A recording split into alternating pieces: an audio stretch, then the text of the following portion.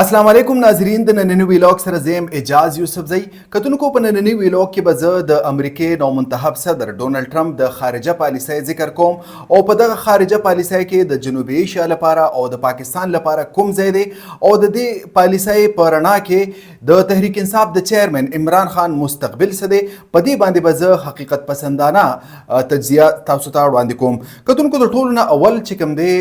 زه به د دې ذکر وکم چې د ډونلډ ټرمپ نه د پاکستان یانو ایکسپیکټیشنز دي کتونکو عموما د امریکای د صدور نه د پاکستان چې کوم عوام دی دا غوي هیڅ ایکسپیکټیشن نه وي دا غوي چې کوم ایمیج دی هغه دام رخنه دی خو بهرحال د پاکستان چې کوم اشراف یا دا هغه ټایم ټو ټایم یعنی ایڈمنسټریشن ټو ایڈمنسټریشن د امریکای د پاکستان چې کوم اشراف یا دا هغه ډیل کوي نو زه به د دې خبره ذکر ضرور کوم چې د ټولو نه اول با ډونلډ ټرمپ خپل ایڈمنسټریشن وټاکي یعنی خپل انتظامیه به وټاکي چې داغه ډیفنس سیکټری به سوکوي داغه به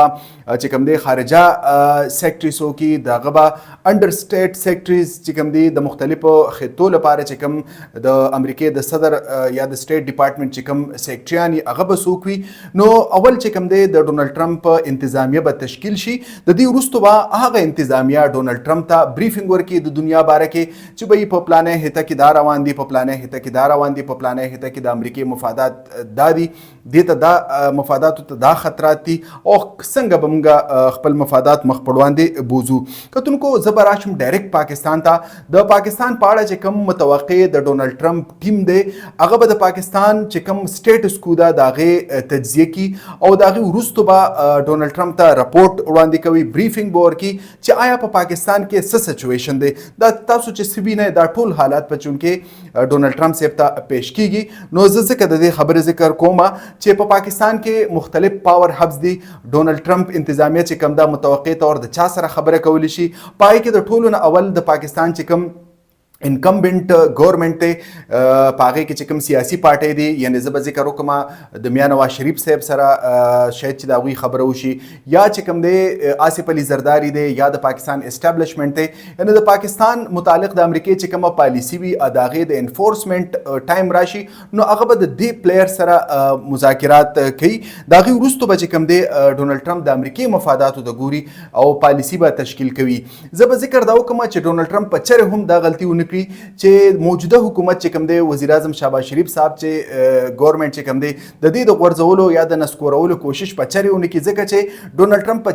چرته هم پی ډی ایم جماعتونو لا د اپورچونټي ورنکړي چې هغه سیاسي شهیدان وګرځول شي اوس په ذکر کوم د عمران خان د مستقبل یعنی د ډونلډ ټرمپ په دور صدارت کې به د عمران خان مستقبل سوي پای کې د ټولو نه اول زه به دا ذکر وکم چې ډونلډ ټرمپ سو پیره دا ویل دي چې عمران خان زما فرند دی زما دوست دی هی از مای فرند او د دې نه علاوه چې کوم دی کله چې عمران خان وایټ هاوس ته لاړ د امریکای دوره کوله نو وایټ هاوس کې هغه ډیر زیات ښه طریقې سره ویلکم شو څنګه چې عمران خان ډیزرو کوله د هغې مطابق هغه ویلکم شو زما خیال دا دی چې داسې د پاکستان یو بل وزیر اعظم به په دغه اول هاوس کې داسې نوي ویلکم شوي نو زه به د دې خبرې ذکر وکم چې په ټرمپ کچرته د دوستۍ په بنیاد باندې عمران خان ته یا عمران خان سره څه هیلپ کولی شي نو کېدای شي خو زه دا نه وینم چې داسې به وشي ځکه چې ډونلډ ټرمپ په اول د امریکای مفاداتو ته ګوري کچرته میا نواز شریف یا آصف علي زرداری یا بل داسې اسټابلیشمنت یا عمران خان څوک چې هغوی ته موزون جوړیږي نو د هغې مطابق به چې کوم دی پالیسي خپلوي ځکه چې دا د ماضي قیسې شولې دا هی از مای فرند ډونلډ ټرمپ که هر څونه یو کس ته فرند وي خو دا هسې یو ریټریک ماته ښکاري ځکه چې موجوده سټیټس کو چې کوم دی بدله ده موجوده حالات بدل دي دا د ماضي قیسې دي ځکه چې ډونلډ ټرمپ خو پوټن ته هم فرند ویلی دي د دې نه علاوه ډونلډ ټرمپ د مختلف صدور سره چا سره چې د امریکای بالکل نه لګي د هغوی سره ملاقاتونه کړي دي یعنی نارت کوریا ته ډونلډ ټرمپ دوره کړې ده او هلته چې کوم کیم جون دی کوم ډیکټیټر دی د هغه سره ملاقاتونه کړي نو چې کوم ریسنټ سټیټس کو ده په پاکستان کې د هغې مطابق په ډونلډ ټرمپ چې کوم دی پالیسي وضع کړي زه به د دې ذکر وکم چې د عمران خان د جیل نه دراوتلو یا چې کوم دی مخکې تللو سیاسي طور عمران خان مخکې تک چې کوم دی د ډونلډ ټرمپ د صدارت سره زما خیال دی چې هیڅ تعلق نه جوړیږي ځکه چې ډونلډ ټرمپ په تیرو ورځو کې یو ټویټ کړو لږ ورځې مخکې د الیکشن نه لږ ورځې مخکې دا ټویټ کړو چې په بنگلادیش کې د هندوانو د کرسچنز او نور چې کوم ماینارټیز د هغوی خلاف چې کوم تشدد دی دا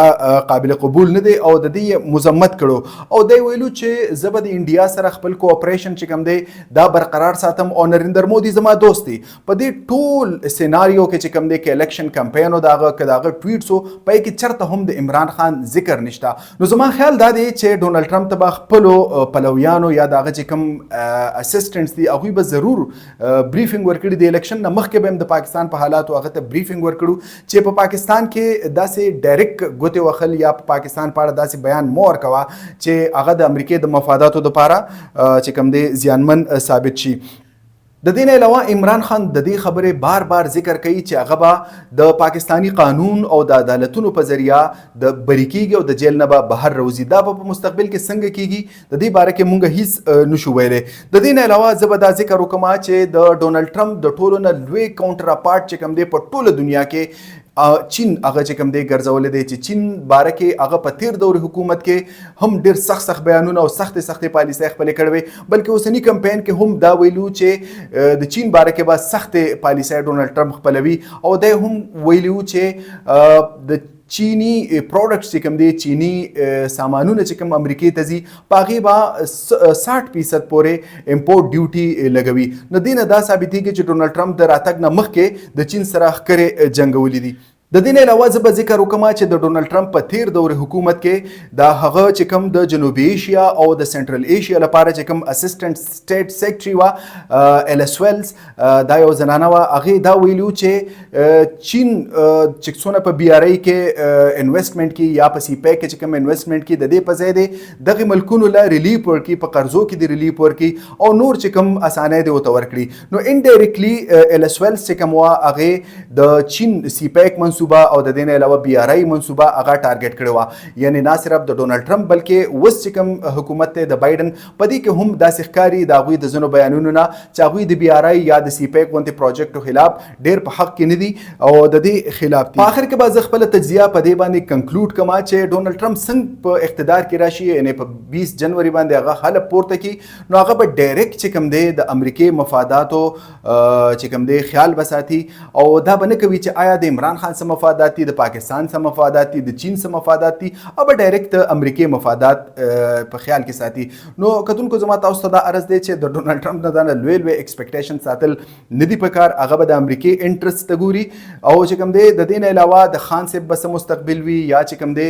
د نورو سیاسي پارټو به څه مستقبل وي دا به راتلونکي وخت کې ثابتېږي. کتونکو دا د نننۍ ورځ ویلاګ راتلونکي ویلاګ پورې اجازه یوسفزۍ له اجازت ورکوي. د الله په امان.